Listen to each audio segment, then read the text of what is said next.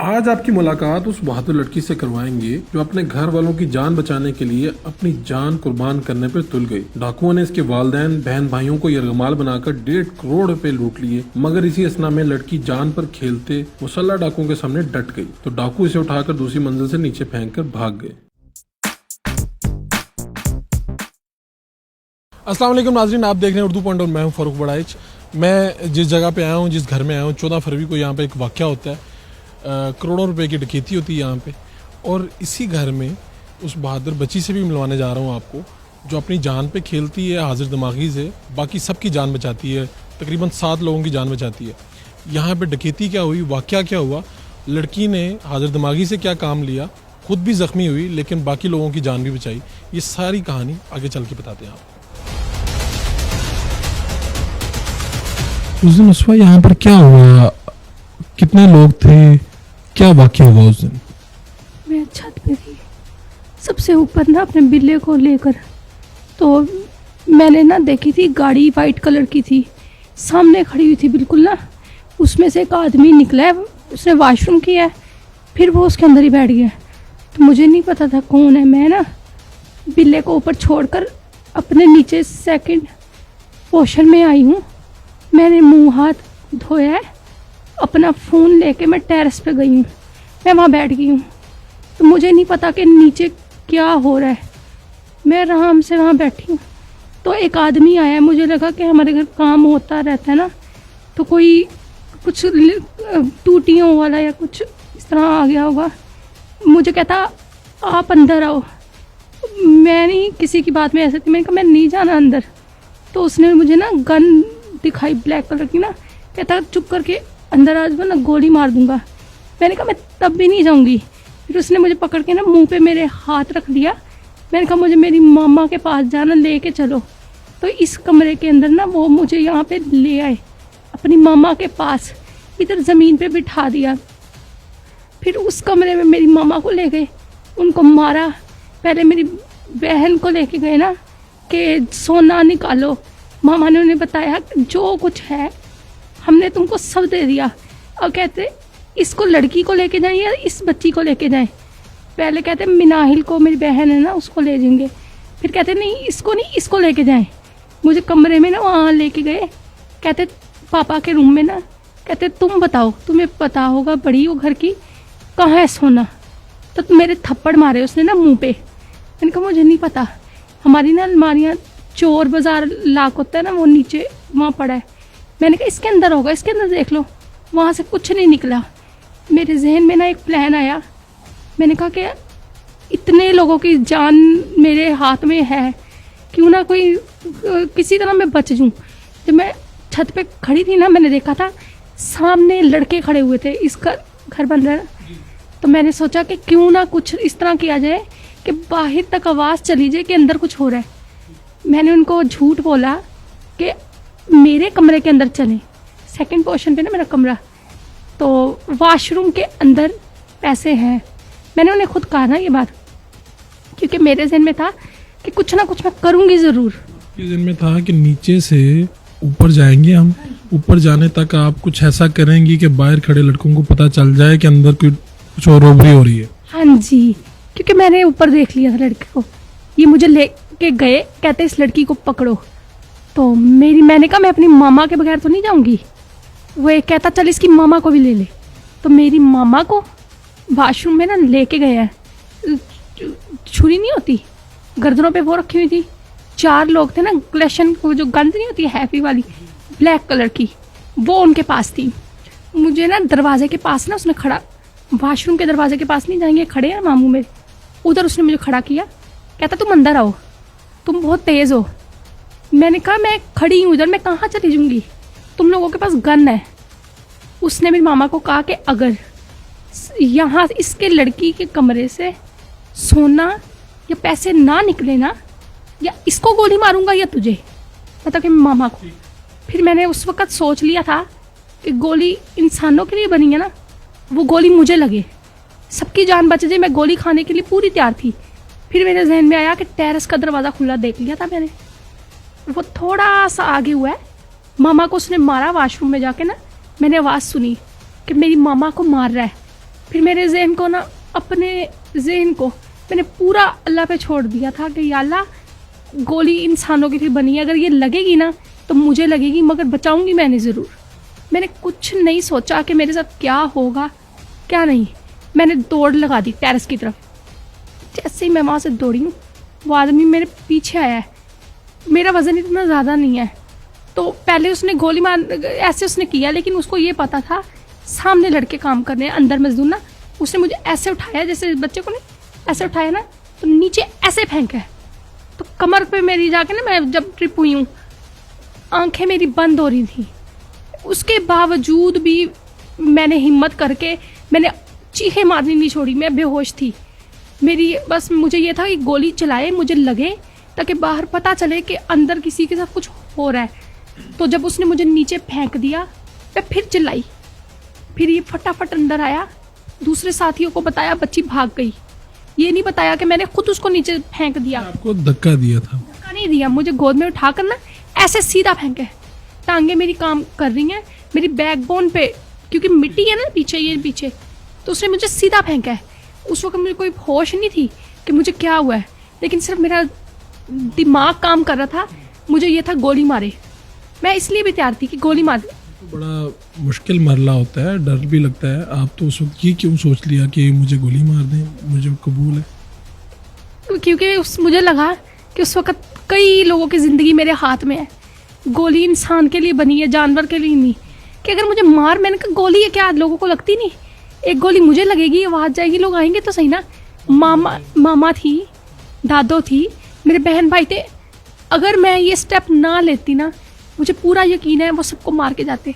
मैं इस कमरे में बैठी थी, मुझे कहते पीछे की तरफ मुंह करो, इस तरफ को, आगे नहीं देखना। इतनी इतनी बड़ी गन्ने। जब मुझे नहीं पता, नीचे सारा सामान उन्होंने खोला, टैची पकड़े, मैं वहाँ पे दर्द से चीख रही हूँ, मेरी आंखें बंद हैं।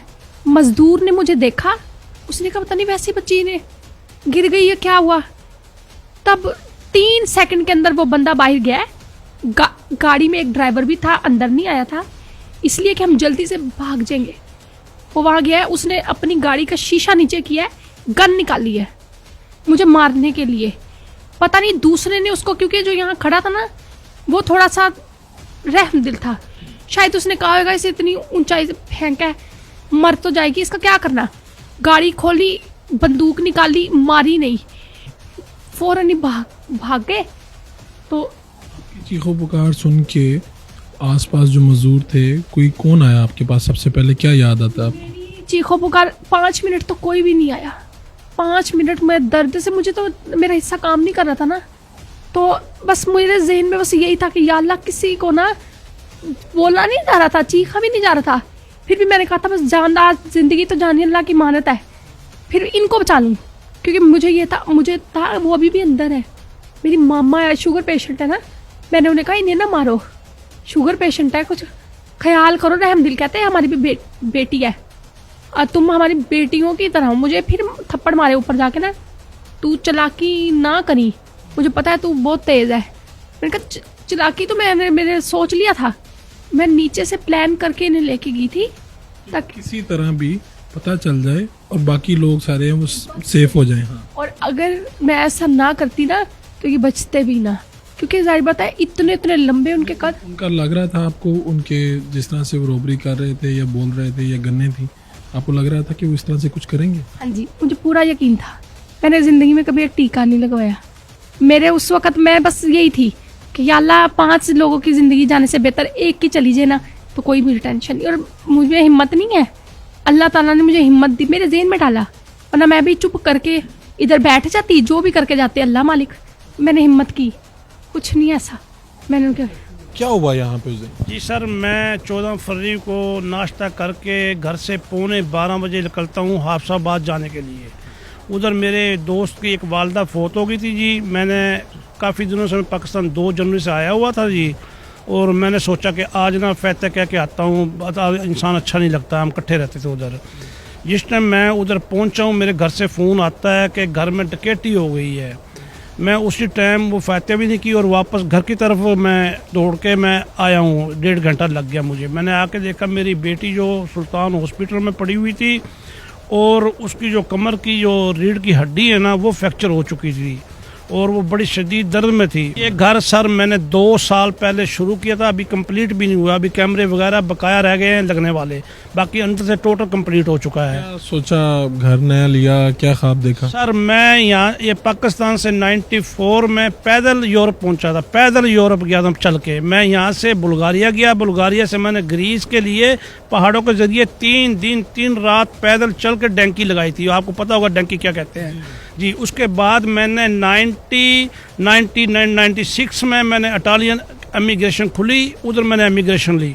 उसके बाद मैं 10 साल के बाद इटालियन गवर्नमेंट ने मुझे पासपोर्ट, जो इटालियन पासपोर्ट है, यही मुझे इशू किया। मैं इस time national Italian overseer Pakistani हूँ जी। ये मैंने जो पैसा कमाया है दिन रात करके, भूख काट के, 26 साल की मेरी मेहनत थी, मुझे अपने मुल्क पाकिस्तान से मोहब्बत थी, मैंने एक एक पैसा अपने मुल्क में लेके आया हूँ। नकदी कितनी थी और बाकी क्या था? मैंने ये घर बनाया, जो कुछ मेरे पे पैसा था वो मैंने अपने सारे इस घर पे लगा दिया। उसके बाद मेरा भाई गांव कड़ियाल कला में मेरा रकबा था, जो मैंने अपने भाई को बेचा। वो इसलिए बेचा, मैंने एक कमर्शियल जगह ली हुई है इसी रोड पे, वो उसकी बकाया किस्त रह रही थी 43 लाख रुपया, वो मैंने अब रजिस्ट्री करवानी थी, इसलिए मैं छुट्टी आया था। तो वो मैंने 60 लाख रुपया कैश इसीलिए रखा हुआ था कि बैंक में क्या लेके जाना है, अब दे देना आगा पैसे, और मैंने रजिस्ट्री करानी है। और 35 तोले जेवर था, घड़ियाँ कीमती, एनकें और कुछ, अभी तो हमें ये भी नहीं पता क्या कुछ और गया आगा, अभी तो हम बच्ची के सिलसिले में लगे हुए थे। क्या अब क्या सोच रहे हैं? क्या मैंने देखा कि आपकी वीडियो जो वायरल हुई उसमें आप बड़े दिलबरदाश्ता थे, कह रहे थे पाकिस्तान छोड़ के चला जाऊंगा, इंसाफ ना मिला। देखो जी, मैं तो साहब हैसियत था और मैं ये सब कुछ फेस कर रहा हूँ। मैं अपने बच्ची के पैसे लगाए हैं, वो भी मैंने खुद पासे लगाए हैं। अगर गरीब आदमी, एक पाकिस्तानी जो उधर $1000 या €1000 कमाता है, उसका क्या हाल होएगा इधर आके? मैं उन लोगों को कहूँगा कि आप लोगों के लिए जगह नहीं है पाकिस्तान में।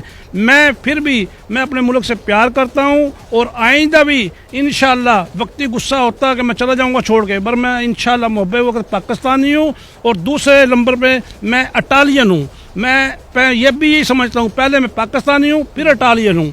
मैंने ये भी ऑप्शन नहीं लिया कि मैं एम्बेसी अपने बच्चे लेके चला जाऊँ, उन्होंने मुझे उसी टाइम जहाज़ में बैठा के भेज देना था और हमारे मुल्क की बदनामी होती। मैंने ये काम नहीं किया। मैं अब भी अपने आला अफसरान, prime minister Pakistan, chief of army staff और अपने जज साहिबान, इन सब से अपील करता हूँ, मुझे इस मेरे वकूवे का जो मेरे साथ हुआ है इसका मुझे इंसाफ दिलाया जाए। और आइंदा इंशाल्लाह मैं सब लोग, मेरे भाई ओवरसीज पाकिस्तानी हैं, मैं उनके लिए भी आवाज़ उठा रहा हूँ, उनके साथ ऐसे ना हो। मैं ये पूछ रहा हूँ कि जब सोसाइटी में इतना महंगा घर लेते हैं आप, तो आपने तो यहाँ की सिक्योरिटी वगैरह के भी देखे होंगे, और यहाँ पर जब 5 डाकू आते हैं, 1 घंटा रहते हैं, डकैती करते हैं, फिर जाते हैं, यहाँ से आपकी बेटी को धक्का दे के गिराया जाता है, वो चीख मारती है, इस सारे वकूए के दौरान कोई सिक्योरिटी वाला इधर नहीं आया? सर, इस सारे वकूए के दरमियान कोई सिक्योरिटी वाला इधर नहीं आया। जब वकूआ हो गया है, वो जो टाउन का मालिक है वो इधर साथ ही फिर रहा था और वो फौरन घर में आया है और वो कह रहा है कोई बात नहीं है, कुछ नहीं हुआ है, सामान संभाल लो अपना। तो वो एक ऐसा ही था, उसको पहले ही उन्होंने चाय पानी पिला दिया और उसको पता नहीं खर्चा मर्चा दिया होगा, वो भी कहता कोई बात नहीं, कोई चीज़ नहीं गई आपके घर। डकैती के बाद फौरी तौर पर पुलिस आई तो उन्होंने कहा कि कुछ नहीं हुआ आपका? कुछ नहीं हुआ, वो मेरी वाइफ से पूछ सकते हैं आप। और वो मालिक भी साथ था टाउन वाला, इनको दबाने की कोशिश करी कि भी ये बात बाज ना निकले, मेरी टाउन की बदनामी ना हो, ठीक है नहीं। जिस टाइम इस आदमी से मैंने ये जगह खरीदी है, इसने पहले दिन मुझे एक वीडियो दिखाई है ऑफिस में बैठा के, वही वीडियो आज डीपीओ के सामने, मीडिया के सामने वो दिखा दे। क्या वीडियो थी वो? जी मैं आपको फुल सिक्योरिटी दूंगा, यहाँ से गाड़ी आएगी, उसके अंदर जो कुछ चीज़ होगी, जो असला होगा, जो कुछ भी होएगा, वो स्क्रीन होएगी और उसका आइडेंटिटी कार्ड नंबर लिया जाएगा। कितने यहाँ पर अंदर एंटर होना आसान काम नहीं, आसान काम नहीं।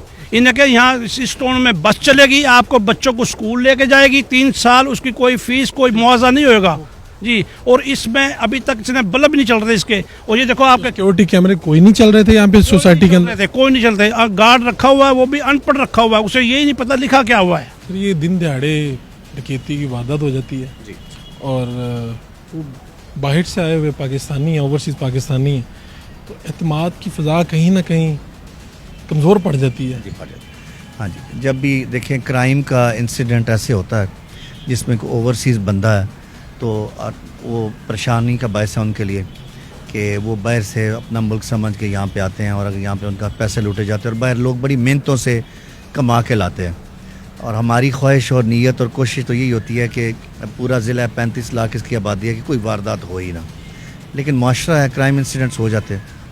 और उसकी एक वजह यह है कि जो क्राइम के मुहर्रिकात हैं जराइम के, कि माशरे के अंदर जराइम क्यों होते हैं, उनके ऊपर हमारा कंट्रोल नहीं है। हमारा क्राइम इंसिडेंट की तरफ हम पुलिस का फोकस्ड है, मुजरिम क्यों बनता है और वो उसके ऊपर हमारा उसकी तरफ पुलिस का वो फोकस नहीं है। पुलिस का फोकस ये है कि वो जब करता है तो उसके बाद हम ये जो इंसिडेंट हुआ है इसमें ये बाहर से आए हुए हैं, मतलब पाकिस्तानी हैं और यहाँ पे इन्होंने कोई अपने ज़मीनों का इनका कोई लेन देन था और ये कह रहे हैं कि पिछले 2 महीने से मेरे घर में मैंने 60 लाख रुपए ये कुछ रखा हुआ था। और बंदे आए हैं, उन्होंने सीधे इन्हीं के घर आए हैं और इन्होंने आके इनसे ये कहा है, क्योंकि जो मुद्दई है मैं ख़ुद उनसे राब्ते में हूँ, हमने जब इंसिडेंट हुआ तो मुतलका SHO DSP भी गए, फोरेंसिक की टीमें भी भिजवाईं, IT वाले भी भिजवाए, फिर SP इन्वेस्टिगेशन भी मौके पे गए, फिर मैंने भी उनसे फ़ोन पे बात की, उनको हौसला भी दिया, कुछ कोशिश भी हम कर रहे हैं। अब वो कह रहे कि 2 महीने से मेरे पास ये पैसे थे और सीधे आए, उन्होंने टारगेट किया और उन्होंने आके ये भी कहा कि कल आपके घर को पैकेट आया है। इससे हम थोड़ी ये बू आती है कि जैसे कोई ये टारगेट किया गया। दूसरा इसमें ये हुआ कि जो वारदात करने के बाद उन्होंने वहाँ पे नज़दीक ही उस गाड़ी की नंबर प्लेट चेंज की, हम उस पर भी काम कर रहे हैं। मल्टीपल गाड़ियाँ जो हमने राउंड अप की हैं और इसका मतलब है कि फॉलो अप तो आप खुद ले रहे हैं, तो इसका मतलब है कि ज़्यादा दूर नहीं है। हाँ जी, पूरी कोशिश हमारी होगी कि हम डाकुओं को भी पकड़ें और कोशिश होगी कि इनका लूटा हुआ माल भी उनसे रिकवर करें। लेकिन क्राइम इंसिडेंट्स है, मैंने ये मुद्दई से भी बात की है कि बाज़ का टाइम लग जाता है। हम कोशिश करते हैं, पुलिस के पास भी ज़ाहिर है कोई जादू की छड़ी नहीं होती, इंसान वसाइल जो हैं उसके मुताबिक कोशिश हम कर रहे हैं। उस गाड़ी पे भी काम कर रहे हैं। उसके अलावा उसके घर में जो उन्होंने बच्चे का नाम भी लिया उन्होंने घर के अंदर, लेकिन अब उस पर हम ये देख रहे हैं अली का नाम लिया, उसका बच्चे का नाम अली है, तो ये हो सकता है कि गेट के ऊपर भी नाम लिखे हुए थे, उसमें शायद अली उस वाले से उन्होंने लिया, या उसकी वालदा ने कहा कि बेटा अली साइड पे हो जाओ, वो उसने सुन लिया, या उनको पता था। तीनों सूरतों में कुछ भी हो सकता है। एक और जो उसमें ज़्यादती हुई वो ये हुई कि जो मुद्दई है उसकी बेटी भी वहाँ से स्लिप होकर गिरी या उन्होंने गिराया, जिससे अल्लाह ताला ने करम किया, बचत होगी उसकी, वो भी बड़ी तकलीफ दे बात है। तो इंशाअल्लाह ताला अल्लाह का करम है कि ज़िले में इससे पहले जो बड़े इंसिडेंट जितने हुए हैं वो हमने ट्रेस किए हैं, और लेकिन सर्विस डिलीवरी है, छोटे छोटे इंसिडेंट वो भी इम्पोर्टेंट है हमारे लिए, हर बंदा ही इम्पोर्टेंट है। कोशिश कर रहे हैं जी, अल्लाह करम करे तो। बहुत शुक्रिया आपका।